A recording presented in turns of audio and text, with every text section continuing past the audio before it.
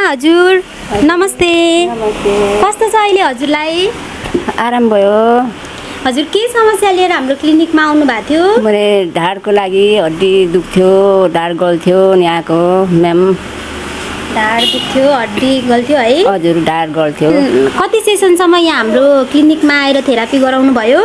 दुईपल्ट गराउनु भयो है? हजुर। अनि के कस्तो सुधारहरू आयो त हजुरलाई अहिले चाहिँ? अहिले एकदम मलाई राम्रो हलुङ्गा भयो, आराम भयो म्याम। अब हजुरको थेरापीको सेसन सकाएर जाँदै हुनुहुन्छ है? हजुर हजुर। धेरै सुधार भएको महसुस भएको छ हजुरलाई? हजुर। अनि आमा अब अरू बाँकी आउनुहुने बिरामीहरूलाई चाहिँ हजुरले के भन्न चाहनुहुन्छ?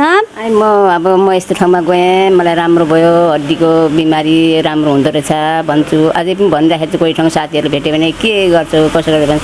म त यस्तो ठाउँमा गएर यस्तो मेरो ढाड गल्थ्यो, मलाई राम्रो हुँदैछ। अब यति हप्ता भयो, अब यति हप्तासम्म फेरि जानुपर्ने भन्ने साथीहरूसँग भन्दैछु।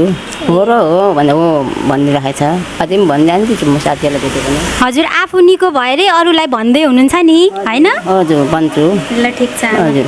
ल है त आमा धेरै धेरै धन्यवाद हजुरलाई। नानी धन्यवाद। हस्।